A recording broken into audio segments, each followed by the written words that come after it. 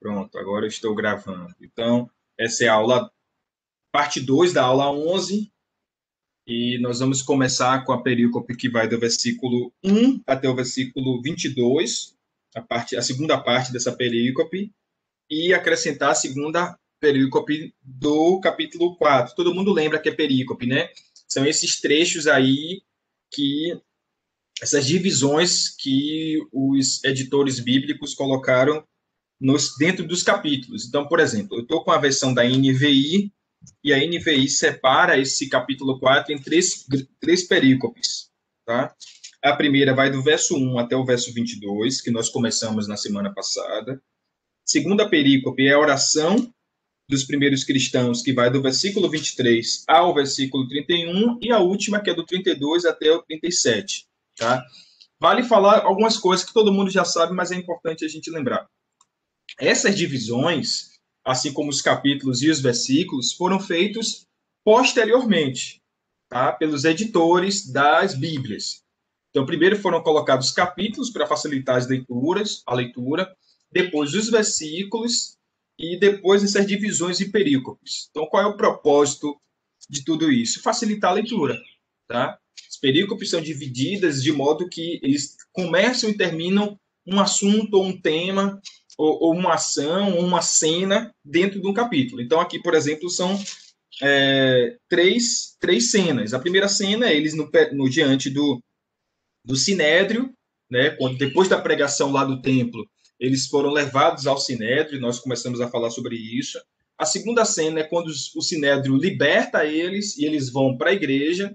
E a terceira cena é um pouco do dia a dia da igreja, que a gente vê acontecendo aqui no capítulo 4, uma sequência do que tem lá no capítulo 2. Mas essa última perícope a gente não vai falar hoje, não. Só vai só até o versículo 31. Então, pois bem, eu farei a leitura desse primeiro trecho que nós vamos conversar sobre ele agora. Então, enquanto Pedro e João falavam ao povo, chegaram os sacerdotes, o capitão da guarda do templo e os saduceus. Eles estavam muito perturbados porque os apóstolos estavam ensinando o povo e proclamando em Jesus a ressurreição dos mortos. Agarraram Pedro e João e, como já estava anoitecendo, os colocaram na prisão até o dia seguinte. Mas muitos dos que tinham ouvido a mensagem creram, chegando o número dos homens que creram a perto de 5.000. No dia seguinte, as autoridades, os líderes religiosos e os mestres da lei reuniram-se em Jerusalém. Estavam ali Anás, o sumo sacerdote, bem como Caifás, João, Alexandre e todos os que eram da família do sumo sacerdote. Mandaram trazer Pedro e João diante deles e começaram a interrogá-los. Com que poder ou em nome de quem vocês fizeram isso? Então Pedro, cheio do Espírito Santo, lhes disse: autoridades e líderes do povo, visto que hoje somos chamados para prestar contas de um ato de bondade em favor de um aleijado, sendo interrogados acerca de como ele foi curado, saibam os senhores, todo o povo de Israel, que por meio do nome de Jesus Cristo, o Nazareno, a quem os senhores crucificaram, mas a quem Deus ressuscitou dos mortos, esse homem está aí curado diante dos senhores.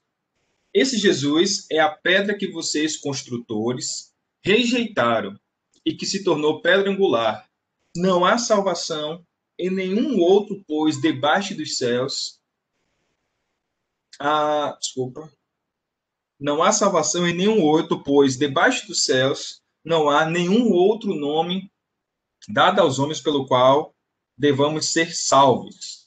Vendo a coragem de Pedro e João e percebendo que eram homens comuns e sem instrução, ficaram admirados e reconheceram que eles haviam estado com Jesus. E como podiam ver ali com eles o homem que fora curado, nada podiam fazer contra eles. Assim, ordenaram que se retirasse do sinédrio e começaram a discutir, perguntando: que faremos com esses homens? Todos os que moram em Jerusalém sabem que eles realizaram um milagre notório que não podemos negar. Todavia, para impedir que isso se espalhe ainda mais entre o povo, precisamos adverti-lo que não fale mais com ninguém sobre esse nome. Então, chamaram-os novamente, adentrando chamaram novamente, ordenando-lhe que não falasse nem ensinasse em nome de Jesus. Mas Pedro e João responderam: julguem os senhores mesmo se é justo aos olhos de Deus obedecerem aos senhores e não a Deus. Pois não podemos deixar de falar do que vimos e ouvimos. Depois de mais ameaças, eles os deixaram ir. Não tinham como castigá-lo, porque todo o povo estava louvando a Deus pelo que acontecera. Pois o homem que fora curado milagrosamente tinha mais de 40 anos de idade. Pois bem, eis o texto. Eis o texto que nós começamos. Então, nós dividimos esse trecho para estudar em 5 partes. Já abordamos as 3 primeiras partes, que foi a reação dos saduceus, né, com relação à pregação. Os saduceus não criam na ressurreição dos mortos, então os saduceus foram os primeiros que se incomodaram com a pregação. Depois o Sinédrio, que discutiu a questão do poder, em nome de quem vocês fazem isso, quem te deu autoridade, quem deu a vocês esse poder. A defesa dos apóstolos, como os apóstolos se posicionam e questionam. Importa que vocês julguem. Vocês acham que a gente deve obedecer vocês ou a Deus? Né? E aí nós deixamos essas 2 outras partes para hoje. Só uma observação, essa aula da semana passada e as demais, né, as anteriores, estão todas elas em nosso canal do YouTube. Quem não acompanhou até agora e quiser acompanhar, coloca lá Alvorada TV no YouTube, que tem toda a playlist de nossas aulas. Para quem quiser acompanhar, tirar dúvidas, fiquem à vontade, tanto para assistir quanto para compartilhar para outras pessoas. Vamos lá, decisão do Sinédrio. Qual foi a decisão do Sinédrio? Então, a gente vê a postura do Sinédrio como uma explícita tentativa de mostrar quem tem o poder. Quem era o Sinédrio? O Sinédrio é aqueles que regulavam a religião de Israel. Eram aqueles que diziam quem poderia entrar no templo, quem não poderia entrar no templo, eles interpretavam a lei, eram eles quem ditavam as normas, então eles eram os reguladores da religião. Tá? Mas, no texto bíblico, a gente consegue perceber que essa manifestação de poder, na verdade, esconde a fraqueza que eles tinham. Vamos lá, o trecho que eu comento agora é o seguinte, o trecho do versículo 13 ao 18. Então, a primeira coisa que eles percebem quando os discípulos respondem, quando Pedro e João respondem a eles, é que esses homens andaram com Jesus. Né? Havia algo em Pedro e João que atestava isso. Pedro e João não eram um agitador, não eram agitadores, não eram apenas pessoas que estavam ali procurando, como é que eu poderia dizer,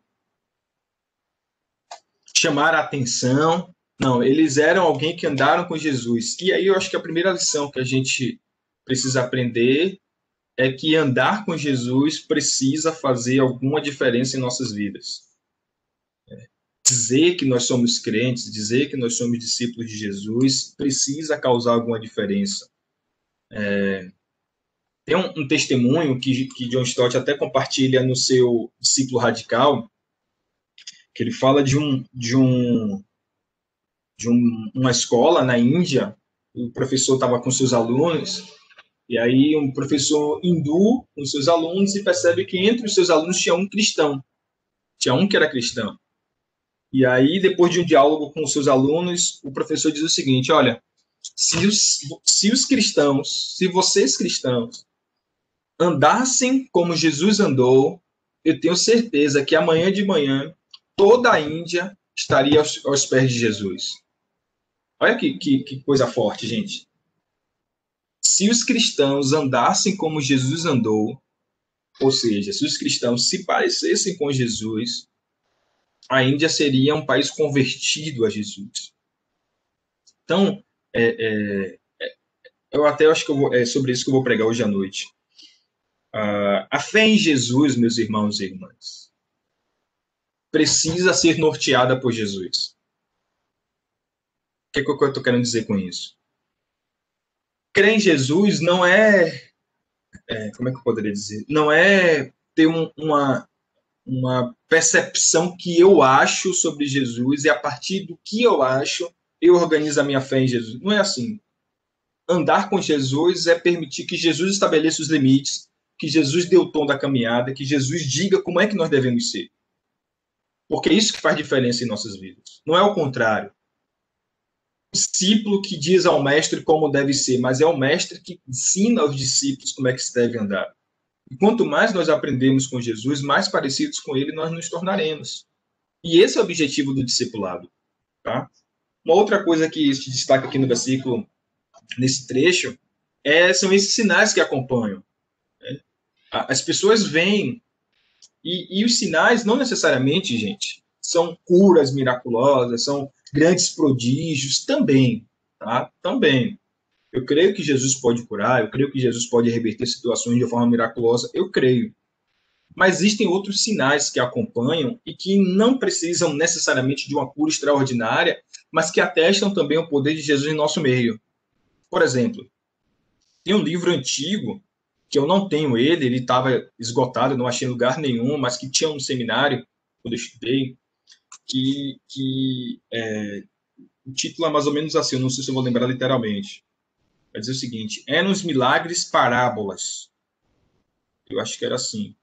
Eram os milagres parábolas. Não sei quantos conhecem esse livro, se alguém já ouviu falar desse livro. Mas que dizia o seguinte, que os milagres, eles, muito mais do que uma intervenção miraculosa dos céus, eles eram uma mensagem comunicada. E um dos milagres que esse autor comentava era o milagre da multiplicação dos pães e peixes. Que ele dizia o seguinte: tá bom, Jesus poderia ter multiplicado o pão e o peixe? Sim, sem dúvida. Mas será que o milagre maior ali foi ter multiplicado o pão ou peixe, ou ter plantado em uma sociedade individualista, numa sociedade egoísta, ter plantado generosidade no coração daquele menino que doou os seus pães e peixes? Porque percebam o seguinte: Jesus multiplicou? Sim, sem dúvida, Jesus multiplicou. Mas se aquele menino não tivesse dado seus pães e peixes, haveria um milagre? Percebam aí. Só houve milagre, pelo menos o que o texto bíblico nos mostra, é que só houve milagre porque aquele garotinho pegou o pouco que ele tinha e entendeu que aquele pouco podia ser compartilhado com alguém. Então, o que o autor chama a atenção é o seguinte: olha, é fato que Deus pode fazer milagre, mas o maior milagre que Deus pode fazer são corações generosos. E aí o autor fala assim, ó, e quem sabe, olha só que interessante, e quem sabe Jesus falou o seguinte: olha, assim como o milagre foi esse, o autor fala, né? Que assim como esse menino doou seus pães e peixes, será que não tem mais pessoas aqui diante dessa multidão que tem pães e peixes que poderiam compartilhar também? E a partir do exemplo daquele menino, Jesus ensinou uma grande lição de generosidade e as pessoas despertaram para compartilhar o que tinham entre si. E foi suficiente para todo mundo comer. Então, olha que interessante. Aqui não estou dizendo que Jesus não faz milagre ou que ele não faz, não gera essa multiplicação. Ele faz, ele pode fazer qualquer coisa. Mas às vezes bate corações generosos e bondosos para o milagre acontecer. Perceberam aí? Eu fico confuso, gente. Está dando para entender? Sim, pastor. E esses, obrigado, Gabi. E esses são sinais que acompanham. Né? São sinais. Então, como eu falei antes, né, na nossa oração, chegar em um lugar onde as pessoas são tratadas como gente, chegar num lugar onde as pessoas são respeitadas em sua dignidade, na sociedade que a gente vive hoje, é um sinal de milagre. Um sinal de sensibilidade, de perceber o outro, de cuidar do outro, despretensiosamente, sem querer nada em troca, é um sinal de milagre. Então, sinais acompanham. Seja um sinal de intervenção divina, de a gente orar e alguém for curado, ser curado, desculpa-me, quanto sinais como esses, de preservação de uma humanidade diante de uma sociedade que se torna cada vez mais bestializada, desculpem, cada vez mais animalizada. É um sinal que acompanham aqueles que creem em Jesus. Mas o texto diz mais. Aí vem uma inquietação, gente. Toda vez acontece quando a religião não sabe o que fazer com os santos de Deus. questão é, o que faremos agora? Por quê? Porque é inevitável de que ele é um homem de Deus. Eles são homens de Deus. Inevitável. Não tem como a gente dizer que não é. Tem como a gente negar que esses homens aí são homens de Deus. Certo. E o que vamos fazer agora com eles? Porque a religiosidade, esse é o problema, gente. A religiosidade é essa prática que tenta colocar Deus dentro da sua caixinha da religião. Os argumentos sempre são muito parecidos. Por exemplo, não, mas a gente sempre fez dessa forma, nunca fizemos desse jeito aí. A gente sempre fez assim. Não, não foi assim que nós fomos ensinados. E aí sempre cito os antigos, né? Sempre se remontam aos antigos como se a tradição dos antigos fosse um engessamento para hoje. E aí chega nessa inquietação, nessa encruzilhada. O que vamos fazer agora? Porque ao mesmo tempo que a gente percebe que esses homens são de Deus, são homens de Deus e andaram com Deus, a gente tem a nossa tradição aqui que a gente não pode negar. Então, o Sinédrio chega diante desse embate aí. O que faremos com esses homens? Certo? E aí tem algo que ao mesmo tempo que é triste, mas é um fato, é verdadeiro. A religiosidade sempre, ou na maioria das vezes, é o maior empecilho para a pregação do evangelho. É o maior empecilho, gente. Não são posições externas, não são os ateus, não são as outras religiões. Não, o maior empecilho para a pregação do genuíno evangelho é a própria religiosidade. A própria religiosidade. Várias vezes eu conversando com pessoas e algumas pessoas meio relutantes, não querendo aceitar ou concordar ou enfim, aceitar o evangelho, o argumento que essas pessoas utilizam sempre, na maioria das vezes, quase sempre, na maioria das vezes são os problemas que a própria igreja, a própria religião cria. Ou a gente nunca ouviu alguém dizendo o seguinte: ah, mas crente, ah, mas igreja, ah, mas eu conheço um crente, ah, mas eu conheço. A gente sabe que essas justificativas elas não são suficientes, né? Ah, crente, pastor é ladrão, pastor quer roubar o dinheiro do povo, quer alienar o povo, quer explorar o povo. Né? A igreja, eu conheço igreja não sei aonde que é assim, assim, assim. Então, percebam que como dizem, né, fogo amigo.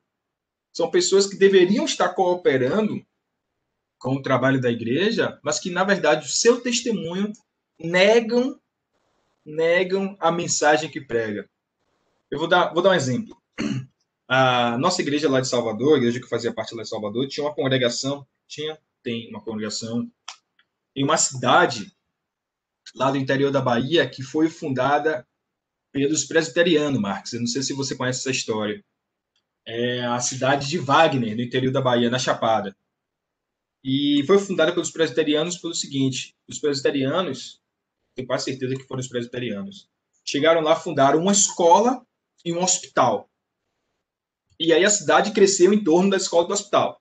Né? Um hospital grande na Chapada, assim, para aquela região muito grande. E aí as pessoas da cidade são filhos, netos, bisnetos de crentes. Crentes. Né? E todo mundo conhece o evangelho, assim, né? Por ouvir dentro de casa, pelo testemunho dos pais. Só que, daqueles todos que ouviram, a igreja presbiteriana era pequenininha na cidade. Pequenininha. E aí outras igrejas foram chegando e tal. E aí todo mundo, aqui, é impressionante lá. Até o bêbado que você encontrava na rua, você convidava para o culto, ele fala, não, mas eu já sou crente. Eu já sou crente, caído na sarjeta, assim, deitado no chão. Não, eu sou crente, eu conheço o evangelho. E porque na cabeça deles é o seguinte, meu pai era, meu avô era, então, para mim, tá tranquilo, já ouvi falar. Você conhece essa história, Marcos? Tá aí, Marcos, ainda? Conhece essa cidade? Não, eu conheço lá na Chapada, João Dourado, né? João Dourado que Acho que é perto de Wagner. não sei. Eu sei que João Dourado, inclusive, tinha uns parentes de João Dourado na igreja presbiteriana aqui em Aracaju, e eu fui visitar eles lá com esse pessoal. E João Dourado, inclusive, foi um fundador lá e presbiteriano e tudo mais. E essa questão do bêbado é por causa da doutrina, né? Presbiteriana, né? A própria doutrina presbiteriana da uma vez salvo, salvo para sempre.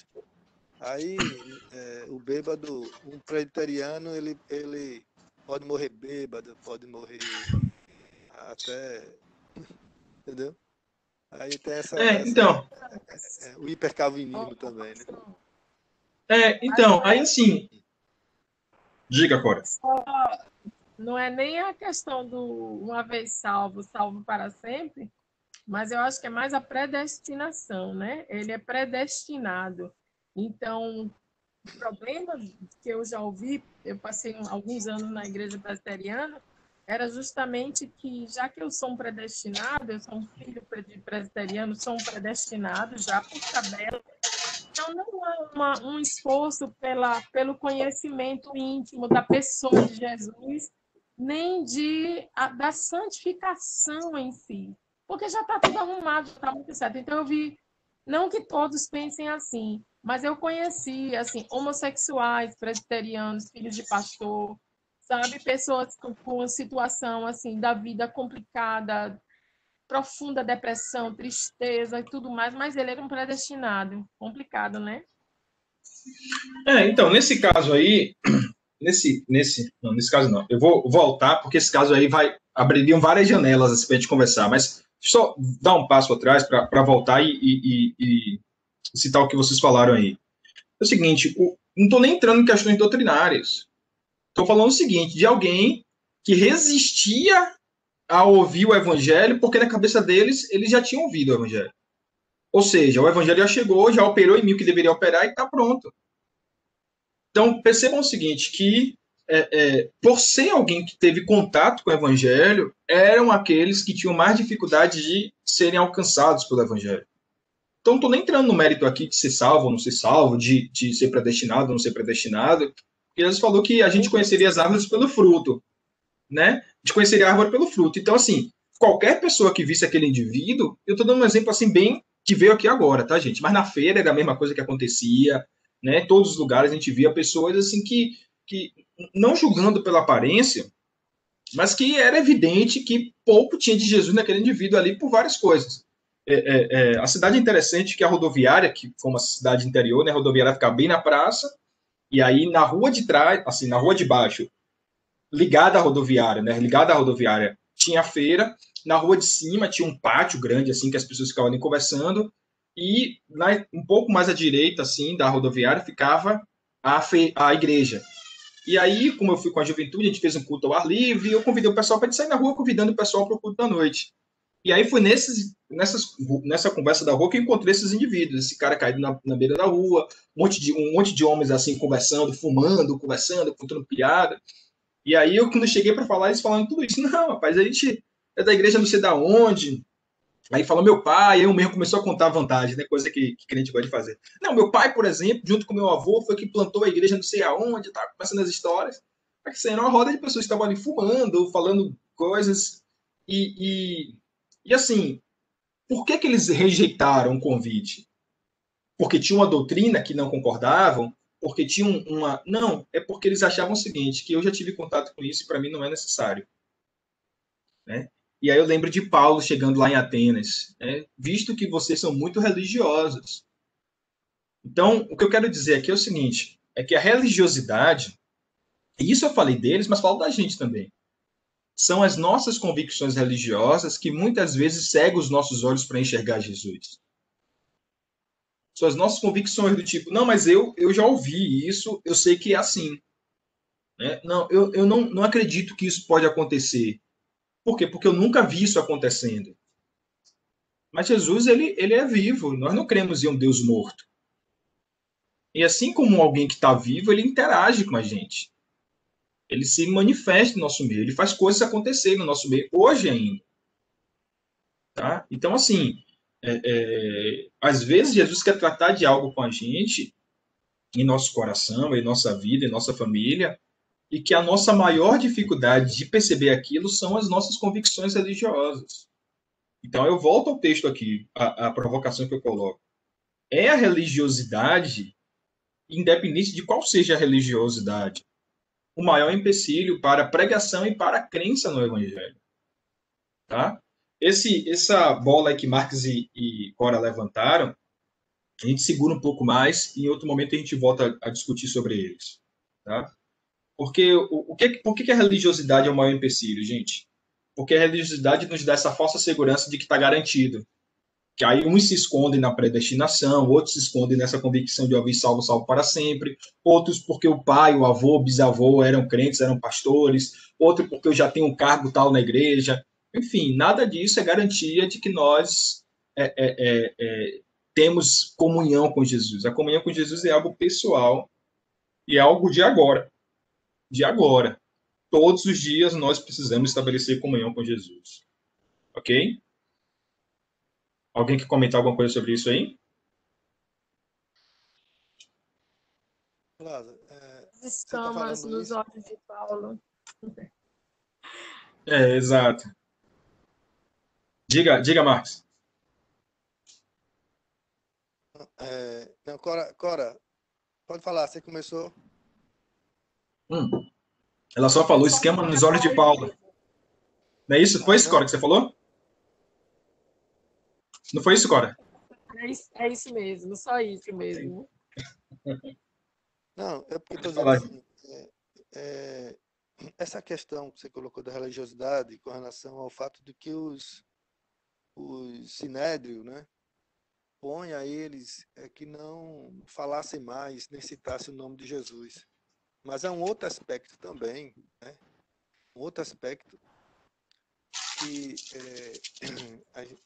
seria bom assim, a gente vislumbrar a cena, né, a história. Esse sinédrio, que ainda é o sumo sacerdote é Caifás, né? É o sinédrio que decidiu crucificar, entregar Jesus de forma enganosa e fraudulenta para ser crucificado, né? E esse momento que é importante a gente ter a situação, esse momento, ele está apenas, Atos diz que Jesus, Atos começa dizendo que Jesus, após a ressurreição, passou 40 dias aparecendo aos discípulos, e depois ele é assunto ao céu, e pede para que os discípulos não saiam e fiquem em Jerusalém. Aí quando chega em Pentecostes, é a descida do Espírito Santo. Então, entre a morte de Jesus e a descida do Espírito Santo, se dá 90 dias, porque o Pentecostes, né? Na verdade, não dá nem 90 dias, desculpe. A Páscoa se dá 50 dias depois da Páscoa, é o Pentecostes. Veja como está perto, não dá nem 2 meses. 2 meses, aquele sinédrio, aquela junta de julgamento, condenou o inocente. E esse inocente continua, após supostamente, né, para eles, morto, o seu nome continua fazendo milagres poderosos. Isso leva a uma acusação terrível sobre eles, né? Isso coloca, e tem mais, diante da multidão, né? 5 mil se converteram, diante do fato da cura, do milagre, a grandeza do milagre, uma pessoa que 40 anos coxo e aleijado. Quer dizer, então tudo isso leva o medo da revolta, né? Da culpa, da revolta do que eles fizeram, né? Evidenciaram o que eles fizeram. Eles também tentam encobrir isso. Eles tentam também encobrir isso aí. É bem perto. São os mesmos caras, né? São os mesmos caras. A gente às vezes... Não, estou falando assim porque às vezes a gente pensa que passou muito tempo, ou ano, ou sei lá o quê. Mas é Exato. recente, bem recente. Não, mas aí, mais uma vez... Não, ótimo, Marcos. E assim, mais uma vez a gente viu o quanto a religiosidade cega. Porque eles poderiam poderia ser agora o momento de grande arrependimento deles. Caramba, a gente matou um cara mesmo inocente. Por que isso? Porque no nome desse cara, esses aqui estão fazendo milagre hoje. Então, não, mas eles continuam cegos. Eles continuam cegos. E a pergunta é o seguinte, por que eles continuam cegos? O que há de diferente entre, por exemplo, eles e nós hoje? O que nos faz diferentes deles? Porque eles, como você bem falou, eles crucificaram Jesus, mesmo diante de tudo, tantas evidências, né, eles precisaram fraudar, eles precisaram corromper pessoas para que isso acontecesse. Eles sabiam que estavam fazendo aquilo, mas crucificaram Jesus. Então, assim, no primeiro momento, a gente poderia dizer o seguinte: não, eles estão fazendo aquilo porque, como Jesus mesmo orou, né, não sabiam o que estavam fazendo, estavam ignorantes, estavam até zelosos da religião, né? Até então eles poderiam acreditar que Jesus era alguém que estava querendo corromper a religião, ok. A gente pode até dizer sim, está certo. E agora? E agora que esses discípulos continuam fazendo e atestando, porque quando Pedro e João respondem a pergunta deles, em nome de quem vocês estão fazendo isso, eles falam, em nome de Jesus que vocês crucificaram. Não é de nenhum outro Jesus. Jesus de Nazaré, esses mesmos aí que há pouco mais de um mês vocês crucificaram. E eles continuaram cegos. E eles continuaram convictos da sua, presos, aliás, à sua religiosidade. Então, mais uma vez, tudo isso que você falou aí, ao meu ver, atesta para o perigo da religiosidade. Certo? Muito obrigado, Marcos. Gente, Marcos e qualquer outro aí que quiser fazer contribuições, por favor, fiquem à vontade. Então, essa decisão do Sinédrio. E aí vem a reação dos apóstolos, tá? Para a gente terminar essa primeira perícope. Então, Pedro e João responderam, né? Julguem os senhores mesmos se é justo aos olhos de Deus obedecer aos senhores e não a Deus. Pois não podemos deixar de falar de coisas que vimos e ouvimos. E aí, depois de mais ameaças, eles deixaram ir, porque não tinham como castigá-lo, porque todo o povo estava louvando a Deus pelo que acontecera. Pois o homem que fora curado, milagrosamente, tinha mais de 40 anos de idade. Então, retomo o que eu estava falando antes, essa questão que a gente precisa diferenciar entre o evangelho e a religião, certo? Então, assim, como é que a gente diferencia isso? Vou dar alguns exemplos. Batista é religião batista, é uma religião cristã batista. O evangelho é a boa notícia de Jesus, certo? A igreja local, a Igreja Batista Alvorada, é uma instituição, certo? É uma igreja local. Tem CNPJ, tem hierarquia, tem diretoria, ok. O reino de Deus é maior do que a igreja local, certo? Como nós temos estudado e dito aqui. O reino de Deus, ele acontece e ele está onde tem pessoas submissas a Cristo, não apenas na igreja local. Então, a igreja local, ela é uma agência do reino de Deus? Sim, mas o reino de Deus não está limitado à igreja local. O evangelho está na religião cristã batista, presbiteriana, enfim, nas mais variadas ramificações da cristandade no Brasil e no mundo? Sim. Mas o evangelho não é a mesma coisa, certo?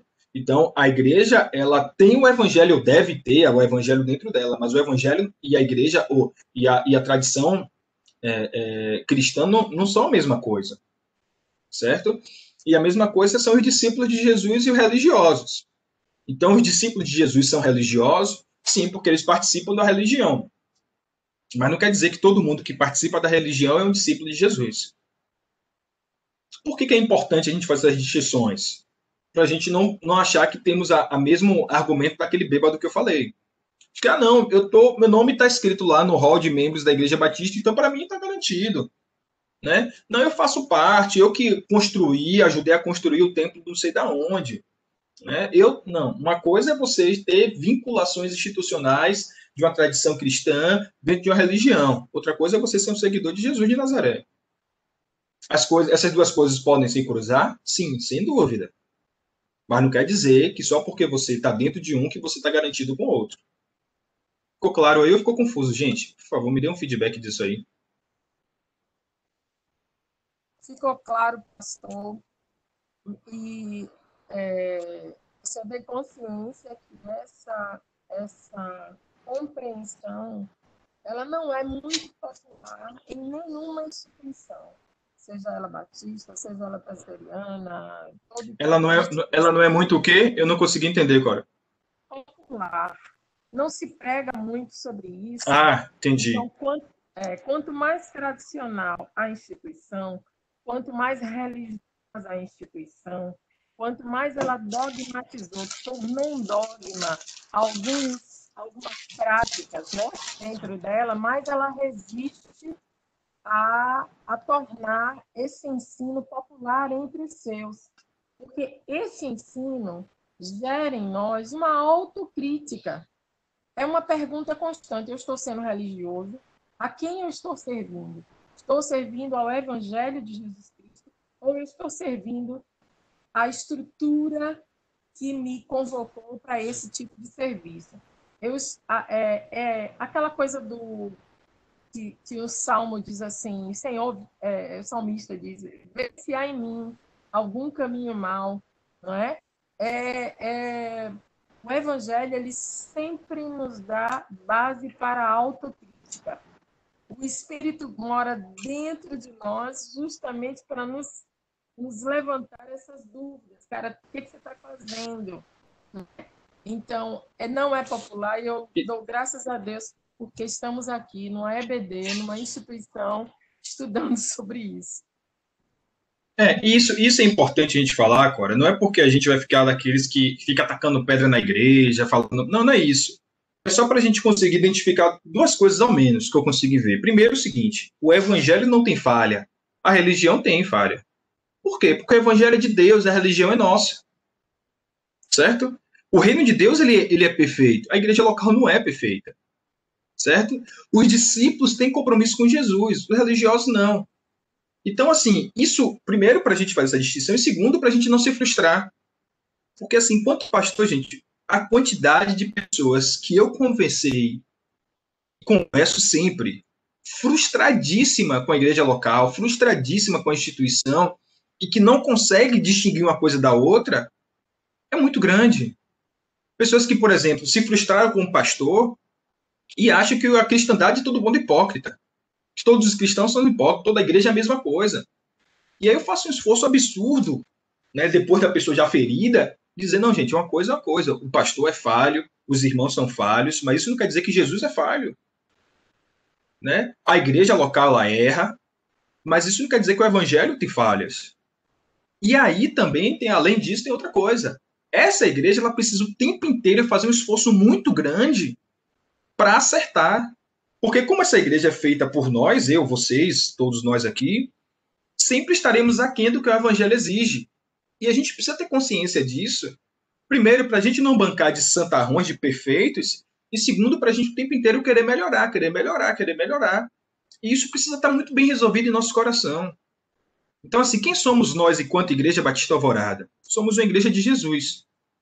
Ok? Sim, é o que a gente quer. A gente quer cada vez mais testemunhar de Jesus. Mas a gente entende que por ser uma igreja constituída de gente como a gente, tem falhas.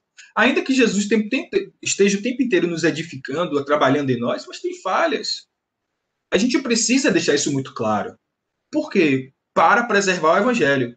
Porque no dia que as pessoas derem de cara com as nossas falhas, elas conseguem entender, não, aconteceu isso porque o pastor Lázaro é gente.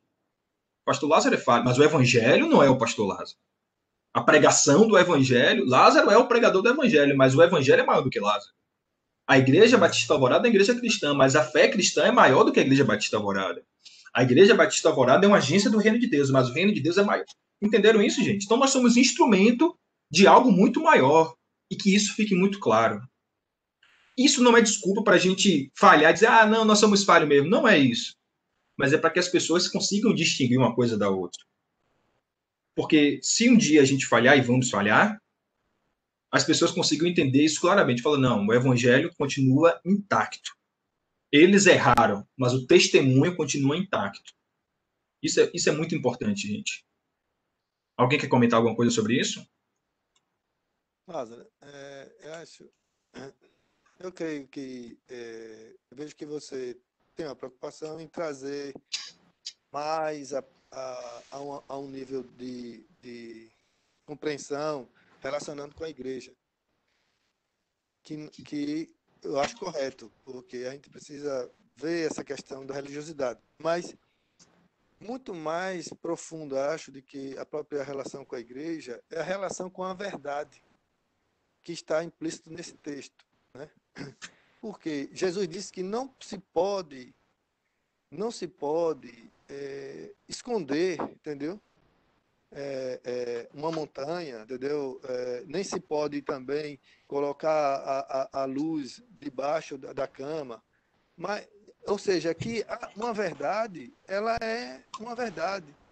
Então, nesse aspecto que envolve essa verdade, que o Sinédrio, os fariseus, as autoridades, a princípio, se preocuparam com a própria ressurreição, colocaram guardas, porque supondo que os discípulos iriam roubar o corpo para simular essa ressurreição, e depois que ela mesma acontece, eles então espalharam que o corpo foi roubado, né? Eles subornaram para que essa mentira fosse realizada. E agora em Atos, essa verdade, ela simplesmente ela não pode ser sufocada.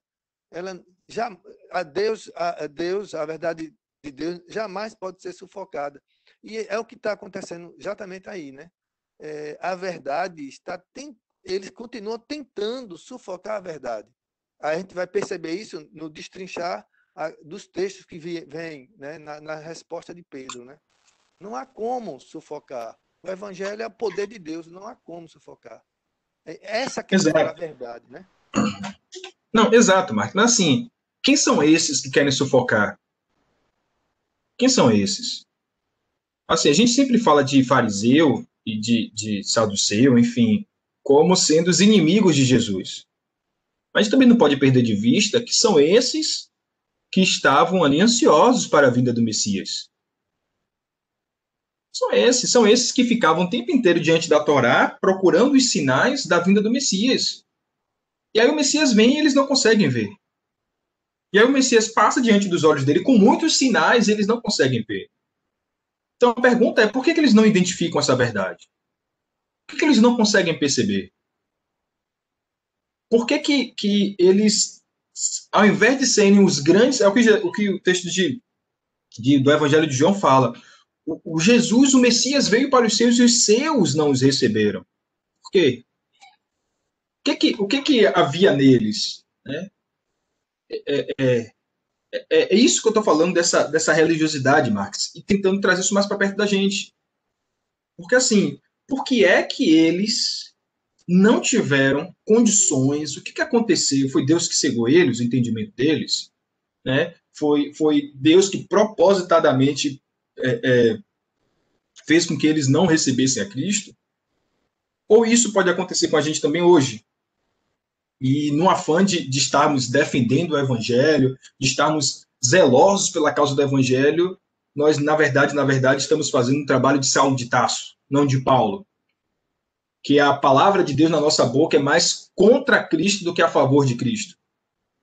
Então, é nesse aspecto que eu estou querendo chamar a atenção, porque, assim, o que os discípulos falam é o seguinte, olha, a gente não pode parar de falar das coisas que nós vimos e ouvimos. Então, a religiosidade dos fariseus, dos saduceus, do sinédrio, nós não estamos falando de pessoas ateus, avessos à religião. Não, nós estamos falando da cúpula da religião de Israel, que era o povo escolhido por Deus para receber o Messias. Então, falar de saduceu e de fariseu é falar desse povo, dessas pessoas. E eles não receberam a Jesus e agora estão abafando, tentando abafar a mensagem do Evangelho, tentando acuar o trabalho da igreja. Então, eu fiz questão de fazer essa distinção para a gente separar que, mesmo estando dentro de uma igreja local, nós podemos estar fazendo um trabalho de Saulo de Tarso, não de Paulo de Tarso. Mesmo fazendo parte da diretoria de uma igreja local, mesmo sendo um pregador do Evangelho. No livro... Eita, esqueci agora. Não sei se é o Crio na Pregação. Enfim, não lembro. Acho que é Stott também que fala isso. Ele diz que uma vez o pregador falando, pregando o evangelho, lá pelas tantas da pregação entusiasmada, ele para, tem assim uma paralisa diante do auditório da igreja e fica um tempo reflexivo, daqui a pouco começa a chorar. E aí o testemunho que conta é que naquele momento o pregador se converteu. Mas era um pregador conhecido na cidade. Era um pastor respeitado na cidade. Mas que até o momento ele não conseguia distinguir o que é o evangelho do que é a sua tradição de fé, o que é o poder de Deus manifesto em Cristo Jesus e o que é a sua religiosidade. Então, eu estou fazendo questão de fazer essa distinção para separar quem são os discípulos de Jesus e quem são apenas esses que fazem parte da religião. Pastor Lázaro. Pastor Renato, pode falar. No fizinho aqui, só uma pequena contribuição.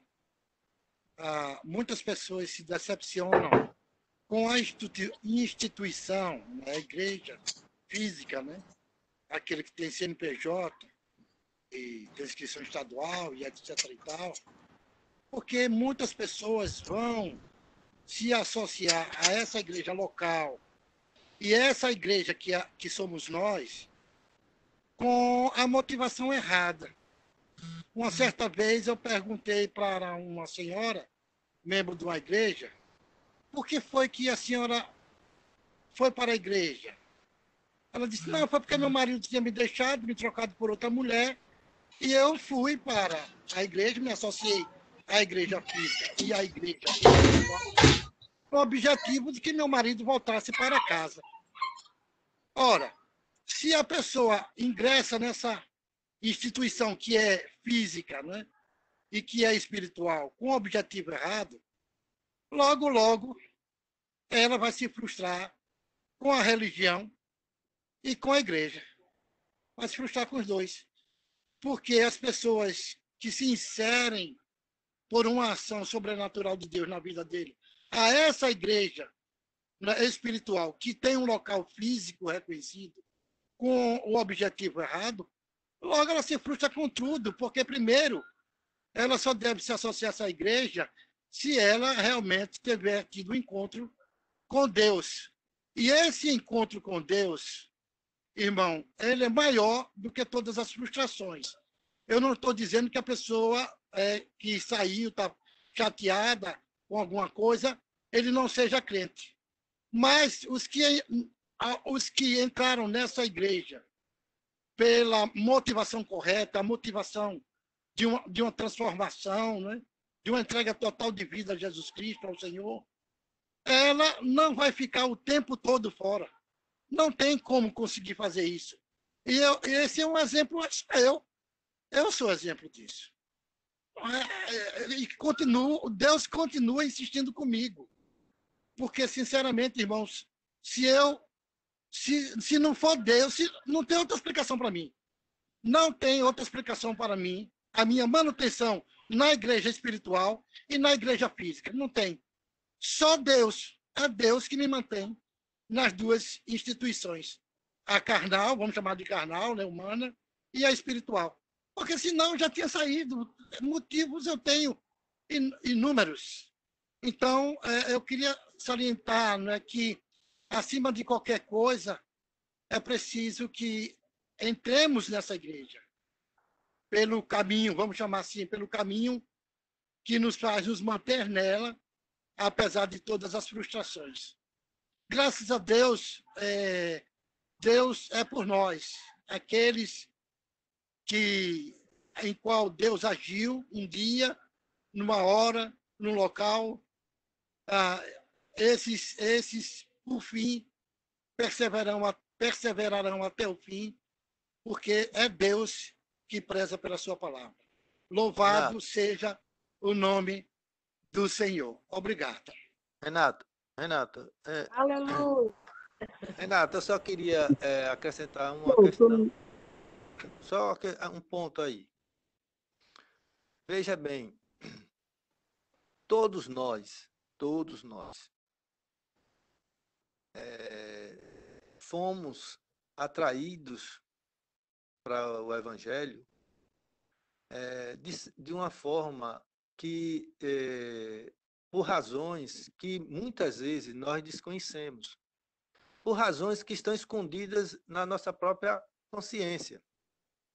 Mas isso não necessariamente significa que nós fomos atraídos ao Evangelho, estamos enganados no Evangelho. Eu só estou querendo dizer isso, é o seguinte. Veja bem, há mulheres que vão para a igreja porque a sua mãe viveu a infância sob a sombra do sofrimento da mãe, que o pai era boêmio, era raparigueiro, era cachaceiro. Elas vão para a igreja porque pensam que lá elas estão protegidas, conhecerão alguém, um homem de Deus, que não deixará ela sujeita a isso. Ela faz isso, às vezes, inconsciente. Mas isso não quer dizer exatamente que Deus não atraiu aquela mulher e que o Evangelho vai chegando lentamente, através da obra do Espírito Santo, à sua mente e transformando a sua vida. Se nós formos honestos, todos nós, olhemos para nós e descubramos, esse é o desafio que nós temos que ter. Aquilo que nos atraiu ao Evangelho, a princípio, muitas vezes não tem nada a ver com o Evangelho, é sempre misericórdia de Deus, é sempre Deus que nos atrai, é sempre Deus que dá o passo e vem em nossa direção, nunca é a gente na direção de Deus. Nós não vamos na direção de Deus, a Escritura de cabo a rabo, como diz o pessoal, manifesta isso, que nós não damos passo algum em direção de Deus. É sempre Deus que veio em nossa direção. Desde o Éden, é Deus que veio em nossa direção. Desde o Éden, quando nós nos escondemos, foi Deus que perguntou onde é que nós estávamos. É assim que até o Apocalipse, quando a gente fecha a porta, ele fica a porta batendo para entrar. Eu estou concordando, meu irmão. Deixa eu fazer alguns comentários sobre essa sua fala. Só rapidinho, para não dizer que eu não estou concordando com ele. Eu concordo com você. E do que eu disse, dentro está esse seu raciocínio. Mas é preciso que haja uma ação sobrenatural sobre a pessoa para que ela permaneça. Porque se não houver, a motivação dela vai fazer com que ela se frustre. Claro. Entendeu? Porque os seres humanos, deixa eu fazer. Ela é insuficiente. Mas quando há uma ação de Deus, ela permanece. Deixa eu fazer uma mediação aí. Só para dizer o seguinte, nós não podemos esquecer que joio e trigo estão juntos. Joio e trigo estão juntos. Existe, eu estou dizendo aqui, existem aqueles que têm e permanecem com o mesmo erro, engano no coração, porque estavam conosco, mas não eram nossos, não eram dos nossos, o joio e o trigo. Eu não estou dizendo, eu concordo com você. Eu estou dizendo apenas que todos nós, de certa forma, conscientes ou não, fomos atraídos por Deus e muitas vezes com intenções, trocas, simulacros e tudo mais. Eu estou só dando isso, ok? Deixa eu fazer uma mediação aí. Concordo. Eu acho que Cora e Raimundo também querem falar aí. Pode falar, Cora. Eu peço licença aí para participar desse debate. Cora vai falar, depois você, Raimundo. Obrigado. Eu achei maravilhoso essa visão essa contribuição dos dois, assim, tanto de pastor Renato quanto de Marques, mas de forma especial, a forma poética como Deus usou Marques agora para estar chamando a gente. Eu acho que desde de manhã, desde o começo desse culto, tudo apontava para essa visão de nós mesmos, para nós não nos sentirmos de forma nenhuma olhando de fora, mas nós estamos inclusos nessa visão, é como se nós fôssemos Paulo de Tarso na hora que Estevão morre, E a capa de Estevão foi colocada aos pés de Paulo de Tarso, de Saulo, né? A Bíblia diz que Saulo concordava com a morte de Estevão, mas a capa de Estevão foi colocada aos pés de Paulo. Eu amo essa ideia, porque o passar de capas no Antigo Testamento, né, era um passar de ministérios. Então, era ali um homem findando o seu ministério, um outro sendo chamado para o ministério, com a visão tosca, totalmente ninguém imaginava, e durante a vida inteira de Paulo de Tarso, ele viveu essa confrontação o tempo todo mundo dizendo, não é possível, esse cara que matou tanta gente, e ele dizia dos pecadores, do qual eu sou o principal. Então, esse convite, né, para nós nos incluirmos, para entendermos a graça que poeticamente Marx chama a nossa atenção, que o pastor tem falado desde o começo dessa explanação, é um convite à autocrítica, é um convite para a gente se entender parte desses dois lugares, né? Dessa igreja física, como disse o pastor Renato, dessa igreja espiritual, e que realmente só a graça de Deus que nos mantém. Amém. Você agora, Raimundo. Obrigado, Cora. Veja bem, desculpe eu ter que discordar aí um pouco com a fala do pastor Renato, e fui contemplado em parte aí, através do irmão Marx, não é isso? E a irmã Horaci, porque como nós cremos que a fé vem pelo ouvir, e ninguém vai a uma igreja, vai ao encontro do Senhor nosso Deus, se não for movido pelo Espírito Santo. Quem nos leva é o Espírito Santo. Jamais poderá ser o inimigo.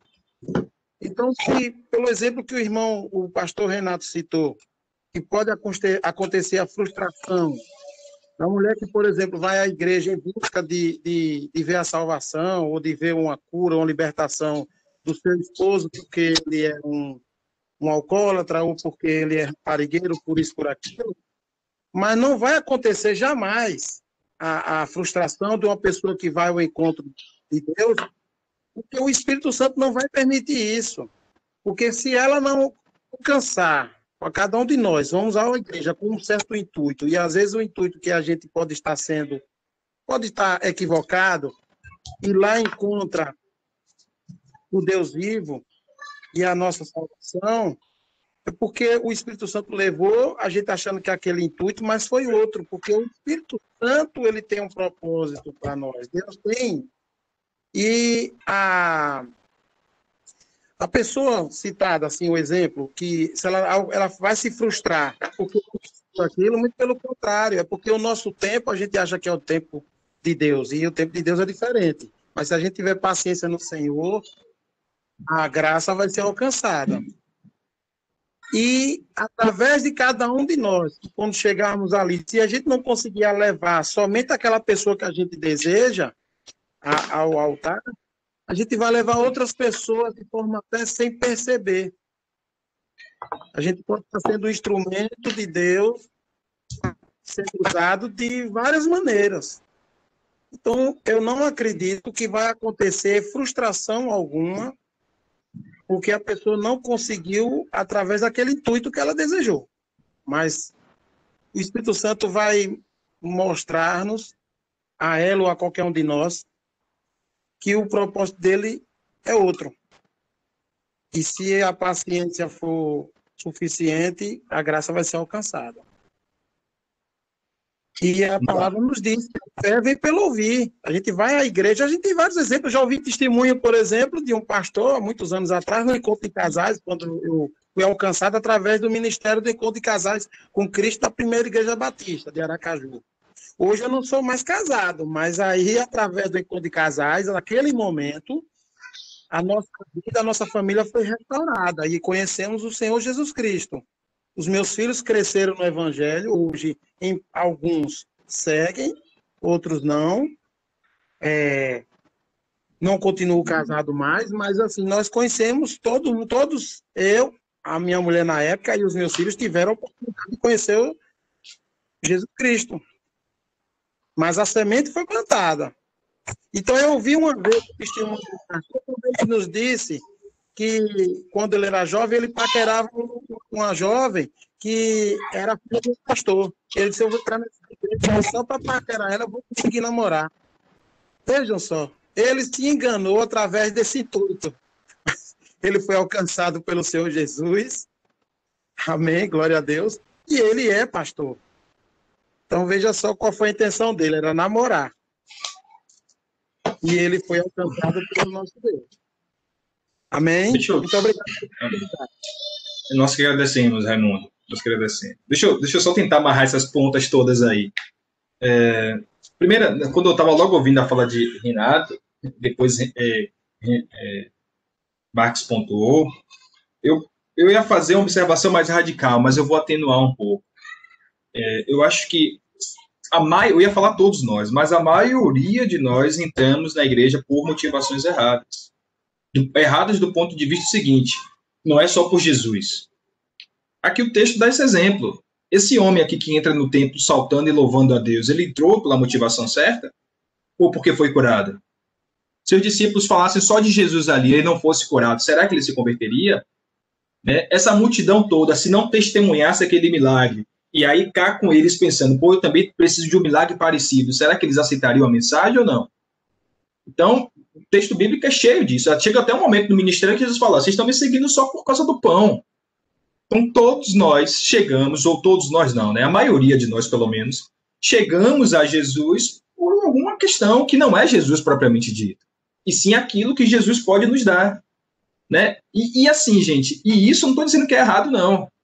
Porque eu creio que o evangelho é uma boa notícia. É uma boa notícia para alguém que viveu o tempo inteiro atormentado por um pai alcoólatra e vai para a igreja para o pai se libertar do álcool. Isso não é uma boa notícia para uma família? Claro que é. Alguém que vai a Jesus porque tem um problema insolúvel e fala, ó, em Jesus eu vou encontrar minha cura, a resolução desse problema que aflige a minha família, que aflige a minha alma, que atormenta o meu coração. E aí chega lá por conta disso. Só que aí no meio do caminho eles conhecem Jesus. Então, assim, para mim isso é uma boa notícia. E assim, então colocar, né, porque assim, pode parecer, eu creio que não, mas pode parecer que ter o nome no hall de membros da igreja, fazer parte formalmente é uma coisa ruim. Não é, gente. Pode se tornar uma coisa ruim. Mas a proposta não é ruim, não. Ter uma instituição, uma igreja organizada, com diretoria, com estatuto, não é ruim. Não é ruim se tudo isso continuar servindo a um propósito. Eu acho que é uma coisa muito boa você ir para uma igreja que tem uma diretoria organizada, que tem um estatuto, que tem transparência na manipulação do dinheiro, que tem a organização correta dos bens, da dedicação, que compra. Essas coisas não são coisas ruins. São coisas boas. O ruim é a gente achar que por estarmos atrelados a essas coisas, porque eu sou um diácono, porque eu sou tesoureiro, porque aí eu já sou um servo de... Essa compreensão é equivocada. Então perceba que a gente não está questionando uma pessoa que chegou na igreja porque estava com problema na família e foi lá na tentativa de resolver seu problema. A gente não está criticando isso. A gente não está criticando quem faz parte de uma igreja local. A gente não está criticando a quem serve... eu até notei quando me perdi. A gente não está criticando a quem serve uma denominação, não é isso. Tá? Outra coisa, na fala do pastor Renato ainda, quando ele fala assim, eu tenho motivo de sobra para sair da igreja. Qual é a igreja que está congregando que te dá motivo de sobra para sair dela? Essa igreja precisa ser consertada em muita coisa. Porque assim, olha como às vezes a nossa fala nos trai. Então, eu estou numa igreja que só me dá motivos para sair. Saia, meu irmão. Sabe? Que igreja é essa que você congrega, onde você... Eu sei que o pastor Renato falou de modo genérico, tá? Aliás, eu espero. Mas assim, se você está numa igreja que você não é abençoado, que você só faz acumular motivos para sair, que as pessoas... Que igreja é essa? Isso não é igreja de Jesus, gente. Certo? Não estou dizendo que essa igreja é perfeita, que volta e meia você não vai ter um desconforto, você vai ver uma coisa que você não gostou, você vai testemunhar uma coisa que não te faz bem. Ok. Lá ou cá, uma coisa assim, esporádica. Mas uma igreja que te dá motivos de sobra... Tá entendendo, gente, o que eu estou falando? Então, assim, a gente precisa só colocar essas coisas assim, mais claras para a gente entender isso. E é um conselho que eu dou a qualquer pessoa. Se você está numa igreja que só te faz mal, por favor, ore ao Senhor e procure outro canto. Porque a igreja de Jesus não tem esse propósito de fazer mal. Aliás, é a advertência que Paulo faz lá em Coríntios de uma igreja que faz mais mal do que bem. Não pode ser assim. Então, só recapitulando aí tudo isso que a gente falou. Então, primeiro, entrar com a motivação errada é muito comum. Eu acho até que a maioria das pessoas fazem isso. Entram porque queria outras coisas. Mas aí eu volto ao que eu estava falando. A igreja cabe ensinar. Olha, você veio aqui buscando a resolução desse problema. Ok, a gente pode até te ajudar. Jesus pode fazer isso. Mas o propósito do evangelho é outro. E aí, na caminhada, as pessoas vão sendo discipuladas. É por isso a importância do discipulado. E aí, cabe a nós, igreja, falar o seguinte, olha, tem algo que a igreja pode te oferecer. Por exemplo, uma família que chega lá, eu tenho um filho dependente químico. A igreja pode me ajudar? Falar, olha, a igreja pode tentar te ajudar, te encaminhando para algum lugar certo. Mas isso aqui a gente não garante. O que a gente garante? A gente garante que em Jesus de Nazaré, e a gente faz a separação do que é a igreja local, do que é o evangelho, do que a instituição pode fazer, do que o reino de Deus pode fazer. Certo? Volto a falar. Essas coisas, às vezes, até mesclam, mas uma coisa é uma coisa, outra coisa é outra coisa. Ok aí, gente? Concordo. Quem mais? Marcos, ligou o microfone e vai falar alguma coisa, Marcos? Não, eu só estou querendo corrigir a questão. Eu não me contrapus a Renato. Eu entendi o que o Renato estava querendo dizer, exatamente.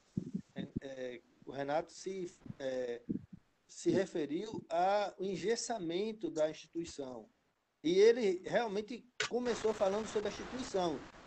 Até na pronúncia da instituição, ele já começou com ela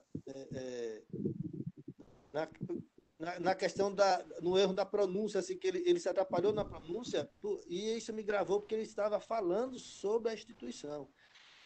Nesse engessamento, nessa tendência de toda a instituição a agregar, né? Encrustar-se, entendeu? Engessar-se, criar um esqueleto amorfo, entendeu? Essa é uma tendência, a tendência humana. Eu entendi. E eu só quis agregar a Renato, a fala dele, entendeu? Eu quis somente agregar. Não é uma contraposição, é um agregamento. Eu acho que eu entendi assim, Marcos. Mas assim, eu volto a falar o que eu estava falando.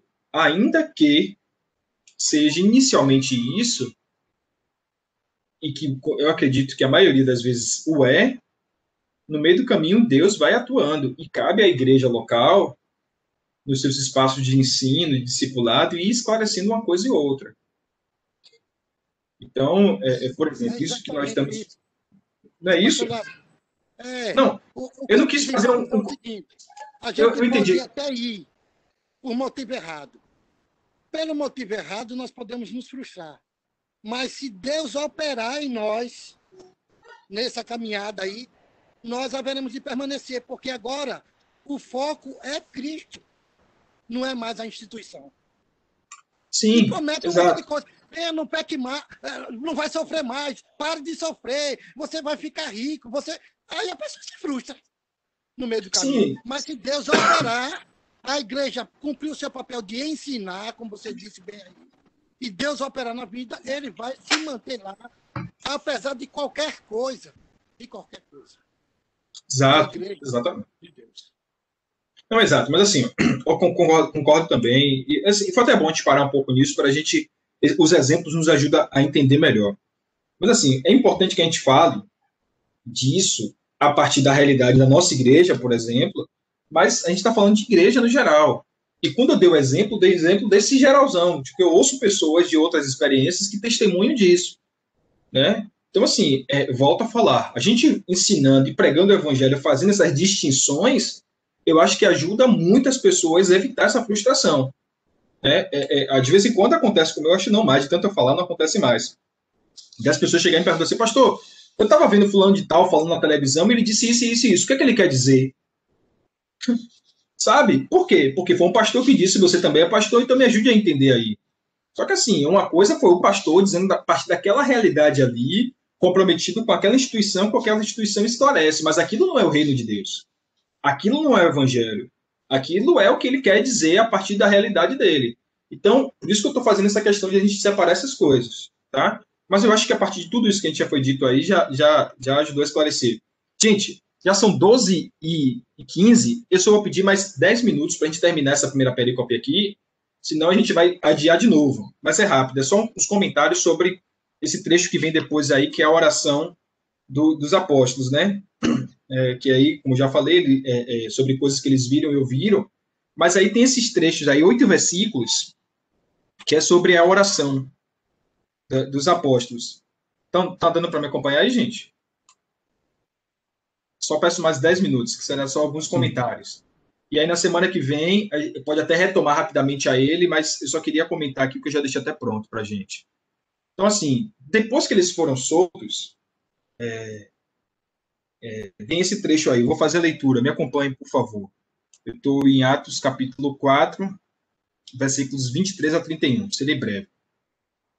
Então, quando foram soltos, depois que aconteceu tudo isso aí que nós acabamos de conversar, de comentar, enfim, muito rico.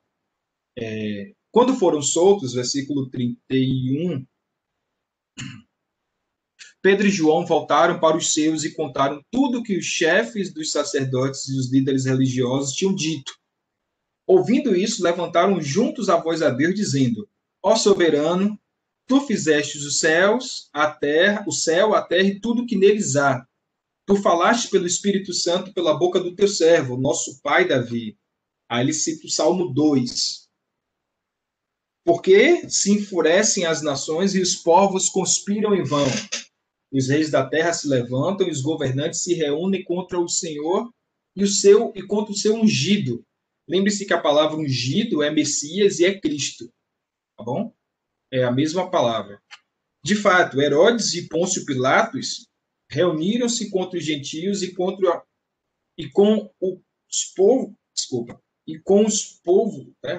povo de Israel nessa cidade, para conspirar contra o teu servo Jesus, a quem ungiste. Fizeram o que o teu poder e a tua vontade havia decidido de antemão que acontecesse.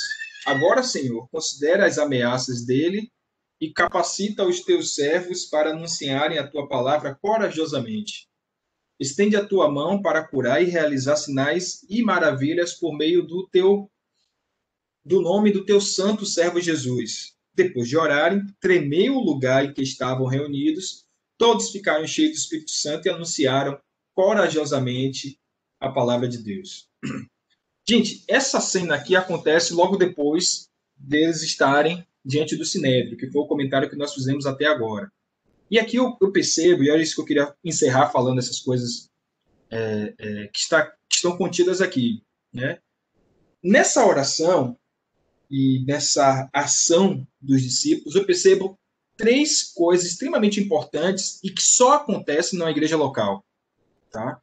Que é essa comunhão, essa oração comunitária e a pregação do evangelho. Ah, pastor, mas eu não frequento uma igreja local e eu faço dessas coisas. Ok, mas essas coisas só acontecem de forma efetiva, eficiente no seio de uma igreja local.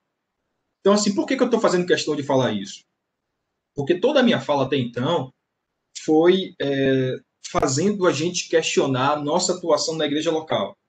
Sobretudo quando essa é tratada de forma religiosamente, né? E religiosa aqui da forma pejorativa, né?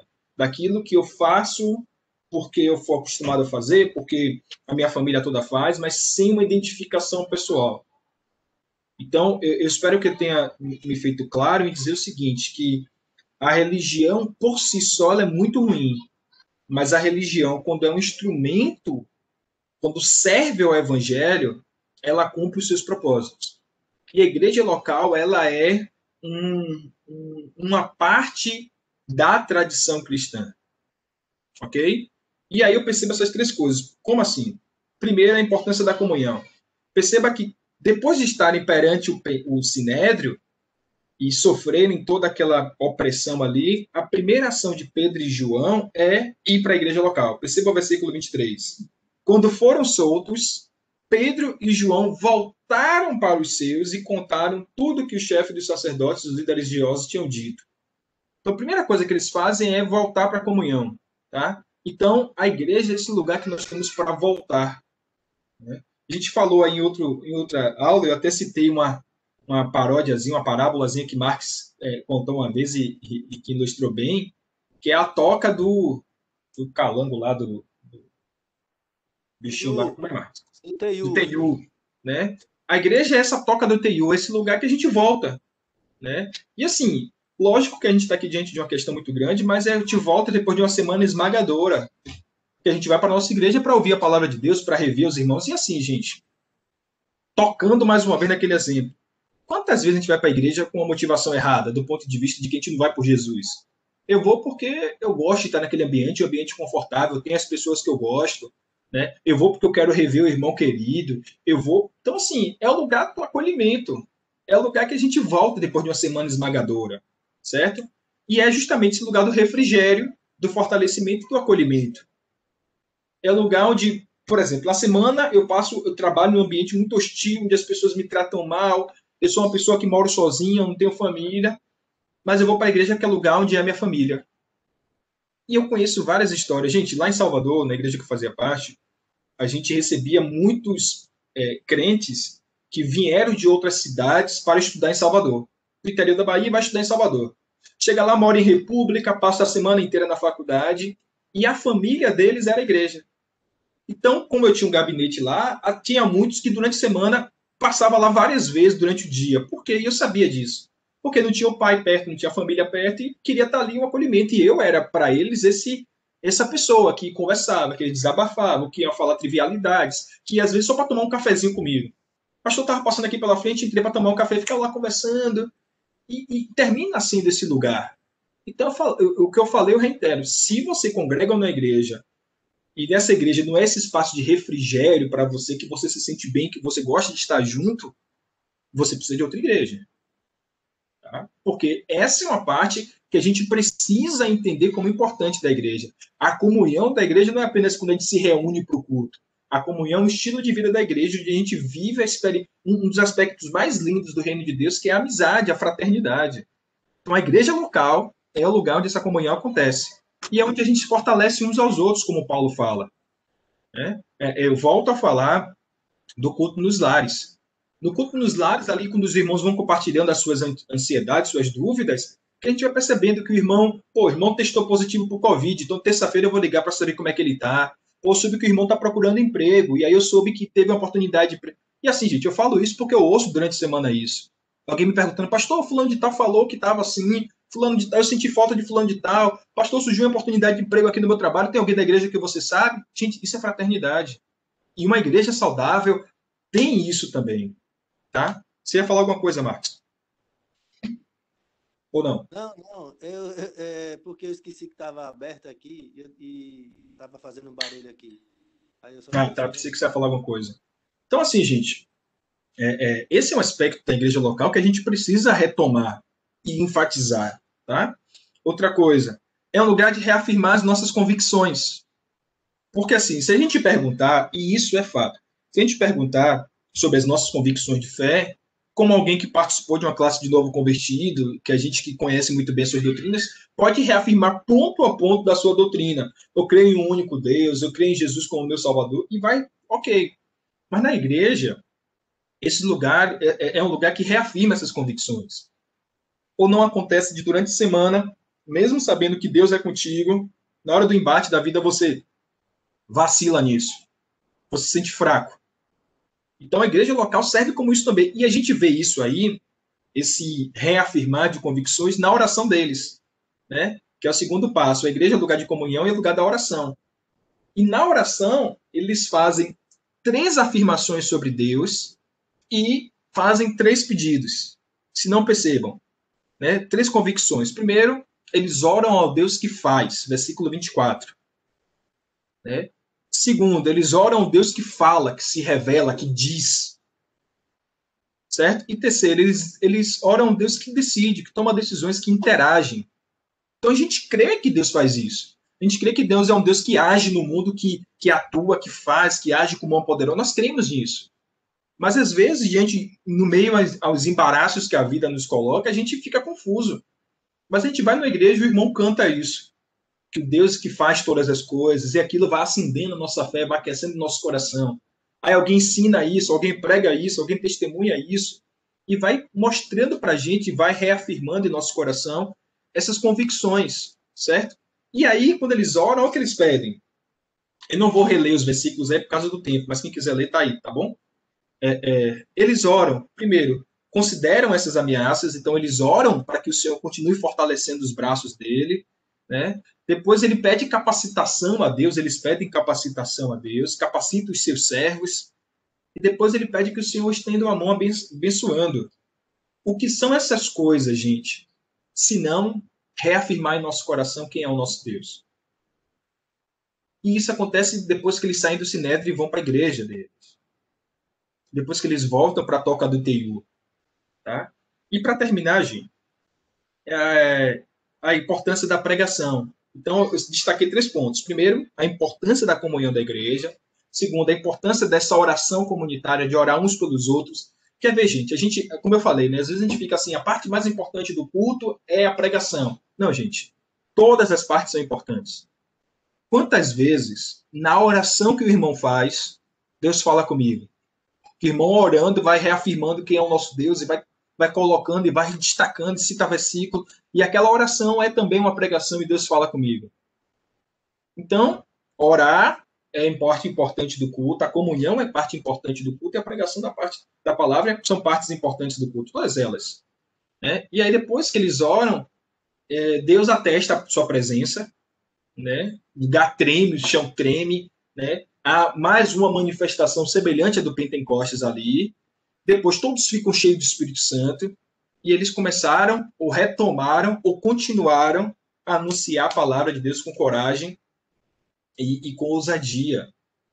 Então percebam que depois desse encontro, o que é que Deus faz? Revitalizou a fé deles. Então, ao mesmo tempo que eu desafio a gente pensar nessa todas essas problemáticas que a igreja local pode ter, né? E é verdade, a gente precisa estar alerta, e por isso que eu distingui a igreja local do evangelho, né? Porque essa igreja precisa ser moldada pelo evangelho e não o contrário, não é a igreja local que molda o evangelho permanece eterno, a igreja local precisa estar o tempo inteiro correndo para corresponder às expectativas que o evangelho põe para a gente, mas é nessa igreja local que a gente, ao meu ver, através da igreja local e somente através da igreja local, é que nós cristãos conseguimos cumprir tudo aquilo que o Senhor nos desafiou a viver e a fazer através do Evangelho de Jesus. Amém, gente? Amém. Pastor Lázaro, uma palavra de 2 segundos, meio segundo. Até 3 segundos eu te dou, pastor. A respeito da pessoa que conversou comigo, ela, apesar do marido nunca ter voltado para ela morreu nas 2 igrejas. Na igreja física e na igreja espiritual. Porque no meio do caminho, Deus deu a ela a motivação correta. Mesmo que meu marido nunca voltou, eu voltei. Eu estou aqui, porque Deus agora é o meu foco. Amém. Só para terminar. Amém, pastor Renato. Glória a Deus. Obrigado. Mais alguém, gente, quer fazer algum comentário aí?